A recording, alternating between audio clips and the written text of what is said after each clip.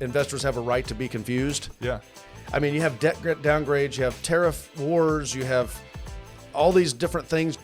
All thoughts and opinions shared in this recording belong to the participants.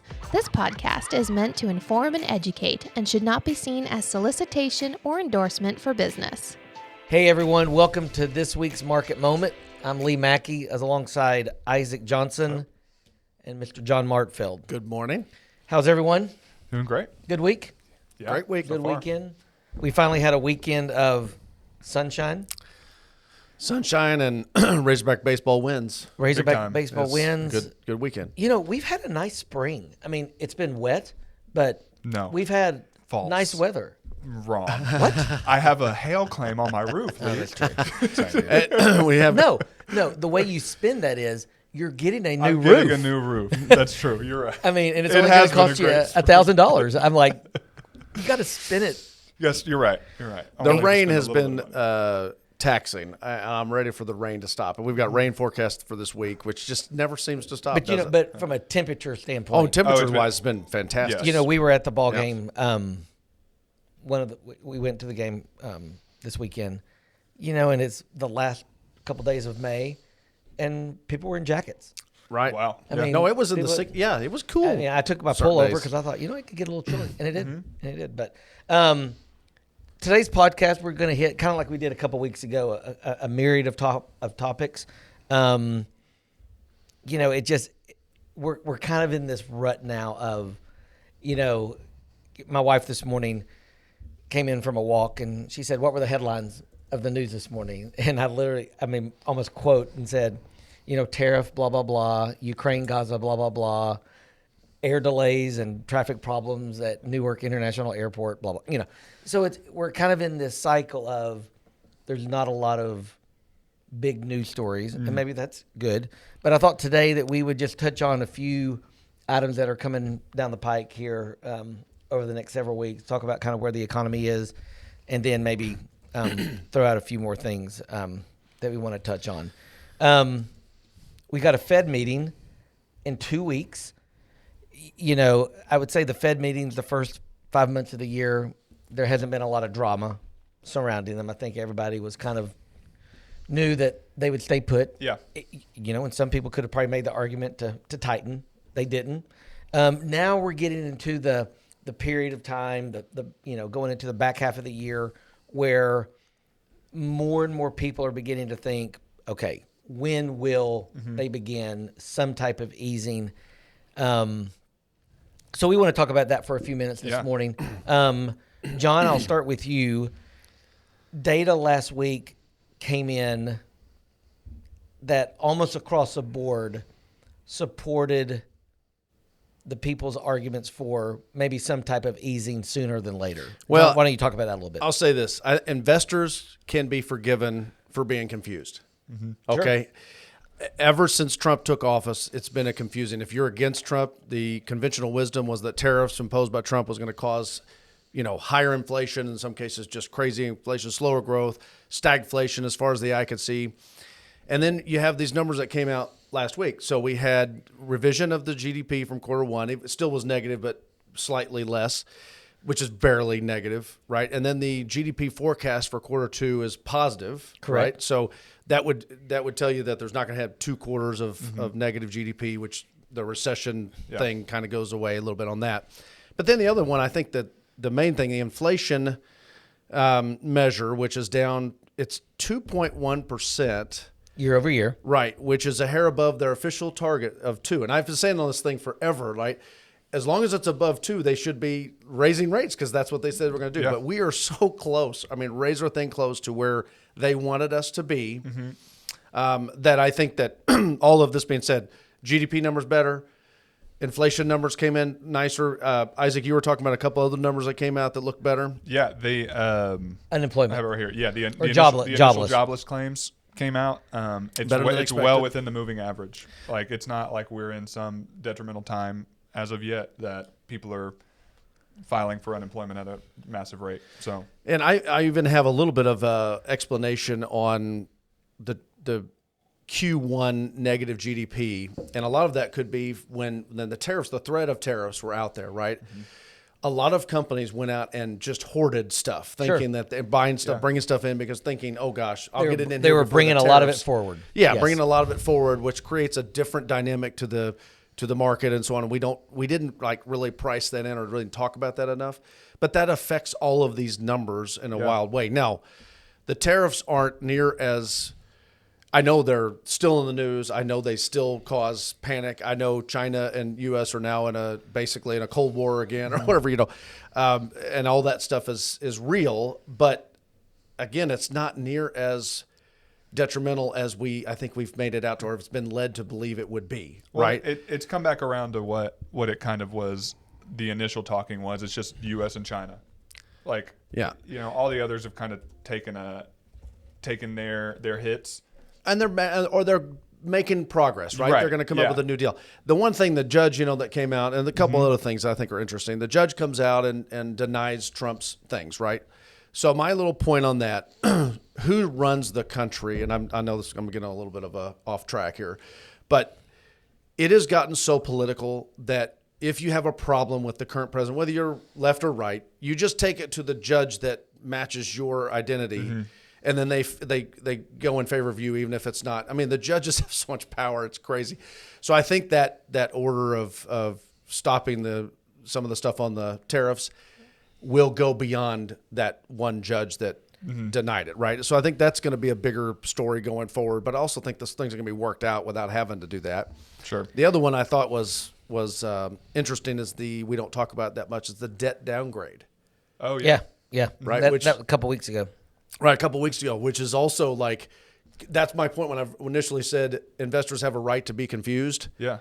I mean, you have debt downgrades, you have tariff wars, you have all these different things. You have now ISM data, which people don't really, when I first got in the industry 25 plus years ago, one of the first things I learned was always look at the manufacturing index, the ISM. And it's low. It's low. Like, not historic lows, but we are dropping. We're in contraction territory. Yes, we are. Right? When it's Yes. above 50, it's expansion territory. When it's below 50, and what was it, 41? yeah, there's two numbers. One is 48.5 on the index, and then the sentiment index is 41. Okay. So but those are not good, right? So again, the consumer has a right, investor has a right to be confused, because you couple that number with the other good numbers, with the revised GDP and the employment data stuff, and it is a confusing time, to be honest. But I don't think it's as bleak as I thought it was maybe a year ago. So I feel better about the future. There's still a fairly strong argument for keeping the powder in the bag, because the sentiment is there may be a time in the next 6 months, 12 months that we're going to need it. Yeah. And yes, things are moving in the right direction, we think. But the tariffs are a wild card. And I think the confusion and the uncertainty and the on 1 week, off the next week, the rhetoric is doing more damage than high tariffs. Yeah. Because high tariffs you can get used to. Companies can plan for, they may not like it, but they know. This unknown, they just, you're heading into the Christmas season. Now, most big retailers, Walmart, Target, and so forth, I would suspect that most of their Christmas goods are either on their way right now into the distribution centers or already there. But, there's a lot of retailers that have got to be thinking about the Christmas season and what does this do. I think Target's just thinking about trying to stay in business right now. Yeah. I'm going to give you guys this is a great way to think about what you're saying there. Okay, and then it kind of tied it into how maybe the numbers weren't absolutely correct on the GDP and so on. Yep. Imagine if you own a store, if you own a furniture store, and you buy products from both U.S. and abroad. So once President Trump was elected and seemed intent on eventually raising tariffs, it made sense for that store to front-run the tariffs by temporarily increasing orders from foreign suppliers while temporarily reducing orders from U.S. suppliers. Even if sales did not change, the accelerated imports were subtracted from GDP, which is what caused the decline in real GDP in quarter one. I put that together. I think that makes sense, right? Yeah. And so again, going back to confusion. Yep. And going back to investor being confused. And by the way, if you watch anything on the news and you see, we kind of get into this bashing mode of everything certain, if President Trump does is wrong, whatever. And then you couple that with the threat of these things. I think there's so much to be resolved and so much has not been resolved. But the economy, we talk about this all the time. The stock market only cares about really one thing, and that's corporate profits. Sure. Right? And it doesn't care about the GDP being negative one quarter. Mm-hmm. That store that did what I just made that deal, their sales didn't change, right? The stores, even though the GDP was affected negatively, and it makes it look like the overall economy is negative. In that example, which that stuff happened, it makes the numbers the numbers we look at to judge how the economy is doing look poor when in reality nothing's changing. I'm gonna go out on a limb and say the first rate cut is in September. We meet the third week of June, the last week of July, and then the middle of September. September is my. So you think there's only gonna be one? No. I'm saying the first one would be in September. I don't disagree. I hope it is. From what I've read, I think it's priced in that we're going to get one in June or July. You think? Mm-hmm. And I think if we don't, people are going to be upset. No, I don't disagree with that, but I also agree with Lee because I think that we should. I'm not saying whether I think it should happen. Yeah. I'm just saying that's what I think. That's is what priced you're reading. in. Right. So you think the markets? I think the market thinks we're in getting one, if not in June and July, especially with the data that's coming out. And I mean, Powell has never been one to throw a bone, but you could kind of see it. But I don't know. I mean, for every argument I could make, we're two arguments.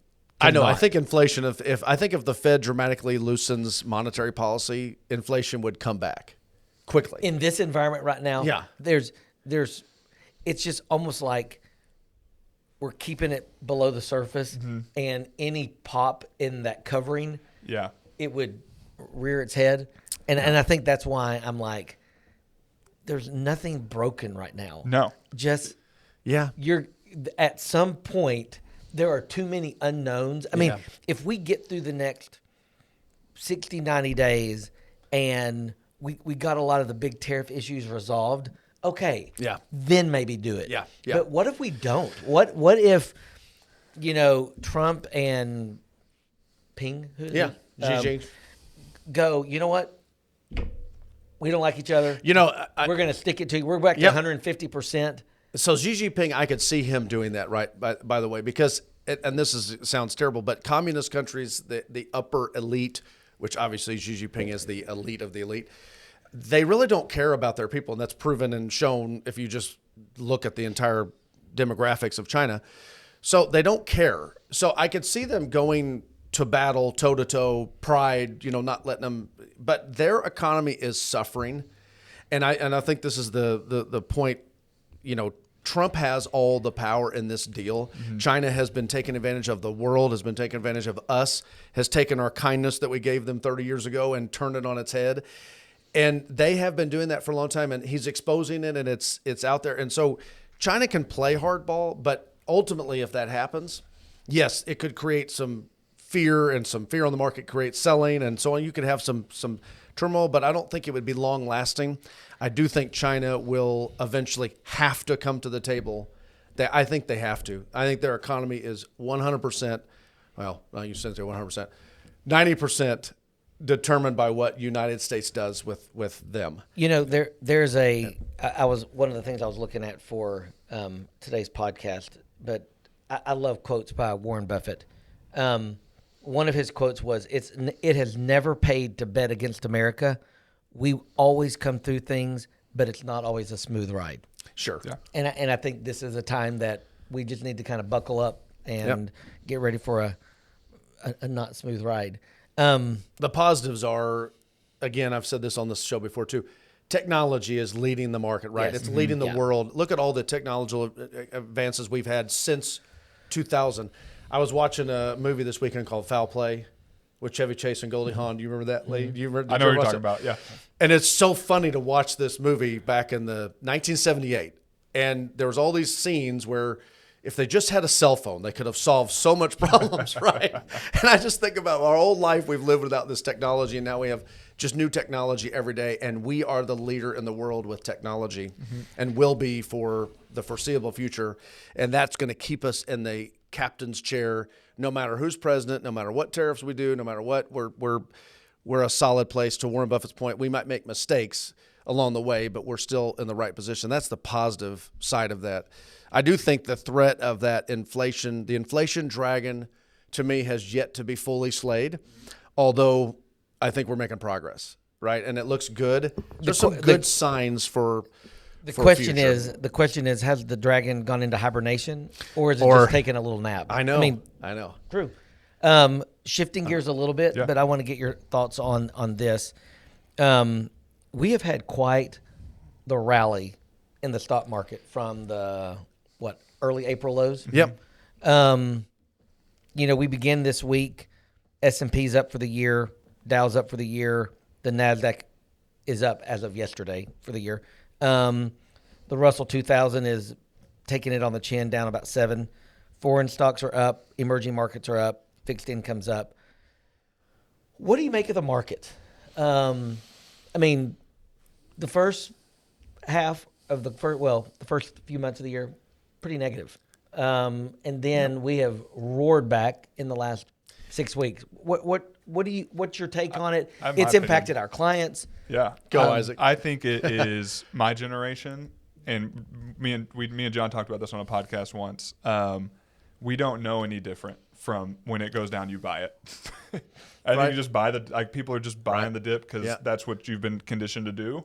You haven't been taught any different. Yeah. There hasn't been a lashing unless you're, I don't know, your guys' age. You haven't experienced anything. You're right. Right? Like we're a little spoiled. I personally, I'm 29. Yeah. My entire investing career, I have been rewarded for buying when bad things are happening. Yes. And I think that's probably true for the long-term investor also, but this is more of a short-term. I've never had a down market for more than 6 months. Hey, the market, when the market was going up. Have you COVID. That was the worst, the longest market I've ever been in. Yeah. Well, that was 3 weeks. Well, 2022. 2022. Yes. Down 25%. Yes. When the market went through 37,000, I'm talking about the Dow. When it went through 37,000 years ago, you right? had my entire generation just tune out. I know. Dow. When it goes through the 37,000 point years ago, and then it fell back to 37,000 here recently on the tariff stuff in April. Interesting little side nugget. The stock market was overvalued when it hit 37,000 on the rise. When it fell back to 37, it got the stock market back in value. So if you think about that, as we've expanded the market, and as the market has grown ahead, and we're always talking about the market's overvalued, and it is overvalued, but it keeps going overvalued. Well, the stocks are catching up to the valuations, which is really important to see. That did not happen in like the tech crisis and the 2008 financial crisis. That stopped and the valuations went way over and then it crashed. So it's nice to see the valuations actually increasing, which goes back to your point of why the stock market's gone well. Corporate profits. When profits come out and you have like NVIDIA. Now, NVIDIA stock, surprisingly, has not boomed from their most recent report. Yeah, it's hard to keep beating by that much. Booming, but their report was great. Like 5 years ago, that report would have had them up 20% in 2 weeks. They are. It's crazy. They're 8%. No. Yeah, 8% off of their all-time That's high. what's hard about all-time these tech stocks is if you're not beating, if you're not killing it, like you have to crush. You can't just beat by a couple cents per share. Like you have to crush it for your stock to do anything. Which is eventually going to create a sell-off. What's NVIDIA's PE right now? I haven't looked in the last couple of days. 46. Which is actually not historically high. No. And the tech stocks in general aren't historically high right now, which, again, that pullback was kind of healthy, even if it was for whatever reason, maybe for false reasons, but it was healthy. I'm not as worried. I've been the pessimist on the show. I do think we are overvalued, just bluntly, but that doesn't mean we can't catch up. Has there ever been a time that you thought we were Oh no, it's not even thinking. It's factual. We are overvalued. I'm kidding. No, but it is. But you can go years being overvalued before that changes. There's another podcast I listen to that also says the bounce is due to so many people. It's actually due to 401ks in our country. Is it just like the systematic buy? What do you guys think about that? I don't know. I take a little bit of pause with your first comment. Sure. Because I've never been a believer in the individual investor moves the market. Yeah. I mean, I don't care It's if all institutional. Yes. Yeah. I mean, because you were mentioning people your age, on the. I think if I don't even know what generation you are. What are you? I'm in the middle of.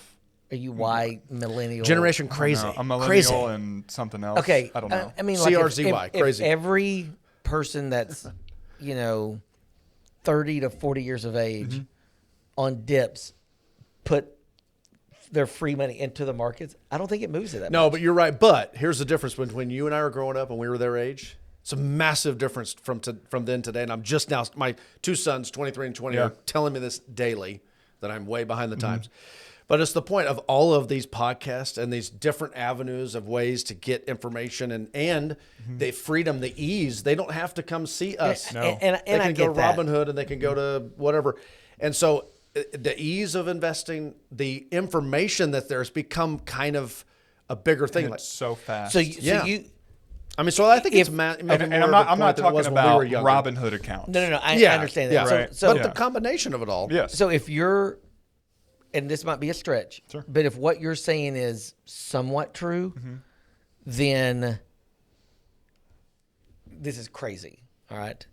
Do we ever have a prolonged down market again? Not until my generation feels pain, and that's where your world of like the institutions are going to have to decide to not I follow will make the trade. a very but- easy prediction here. Yeah. You're going to see pain. Oh, I know it's coming. And it's coming. This is where I know that we're probably getting close, and this is the most pessimistic thing I'll say. People that I know in my life who have been anti-stock market their entire life are asking me if they should buy stocks right now. So that's the top. That's the Kennedy family legacy story, right?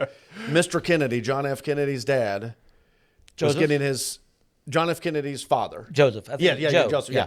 Was getting his shoe shined, and it was in 1928 or 29, and the shoe shine boy didn't know who he was, basically, was shooting shining shoes and was talking about the stock market and told him what stocks to buy. Yep. And he went in, and the story is he went in and he sold everything, and he stayed on the sideline, and he bought properties, and then, of course, we had the Great Depression. And the point was, when everybody is buying, you run for the hills. When the average person thinks it's good, you run for the hills. That's another Warren Buffett quote. I got one Yeah. right here. Here it is. Are you ready? I mean, I this know was it off like the top of my head. we were queued up.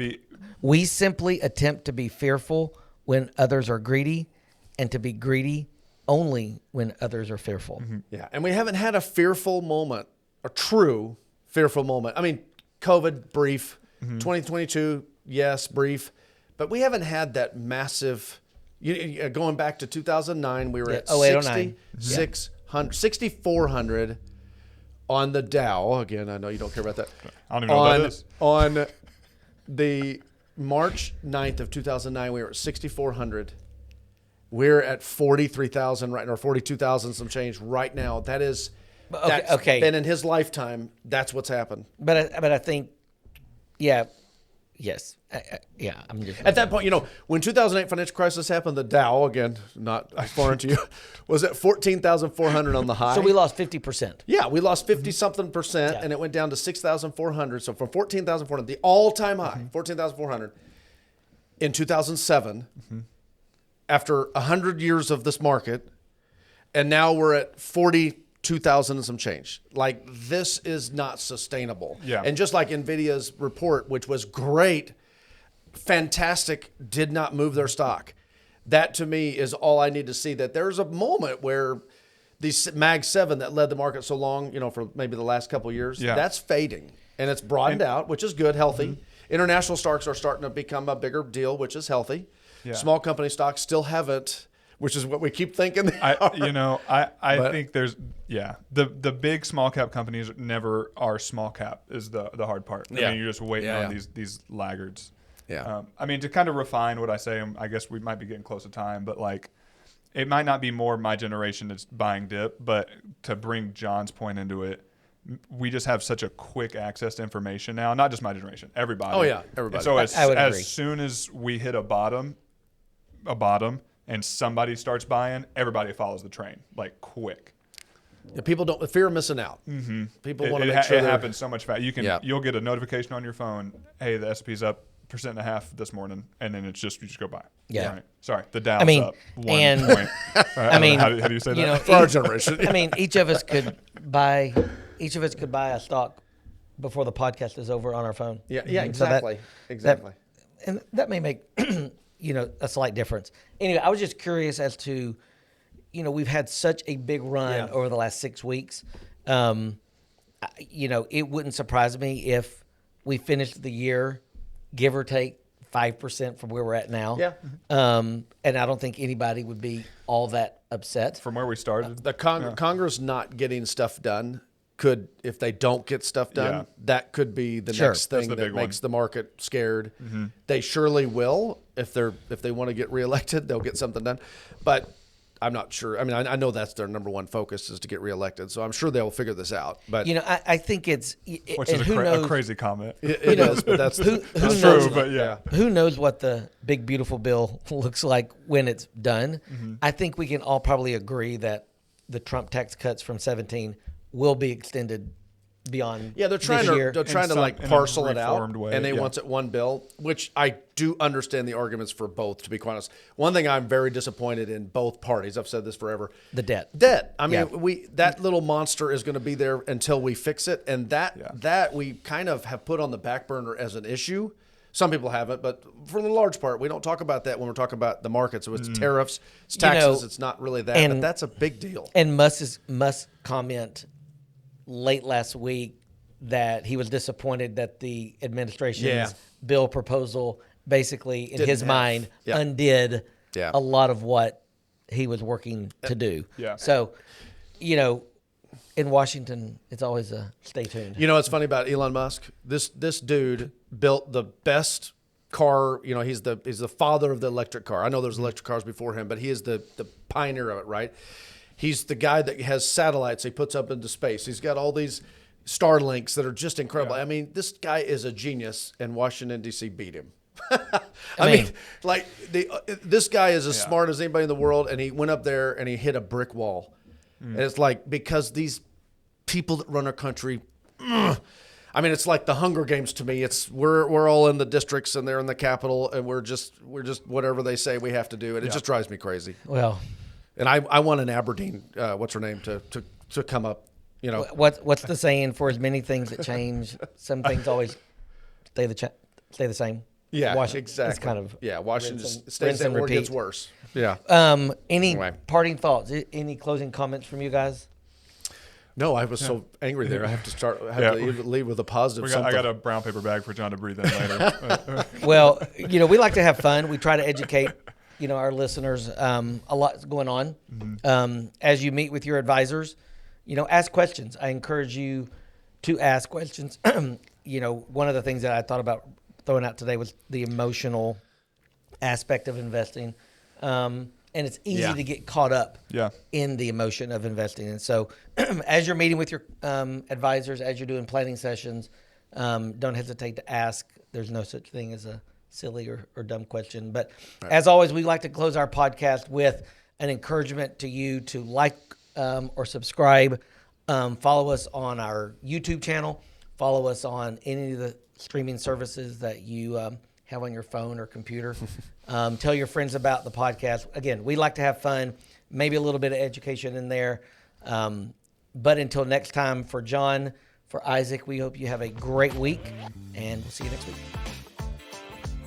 The hosts of the Market Moment podcast are employees of Mach 1 Financial Group, LLC. Mach 1 is a registered investment advisor located in Rogers, Arkansas. A copy of Mach 1's current written disclosure brochure is available through the SEC website and available at disclosures.mach1fg.com.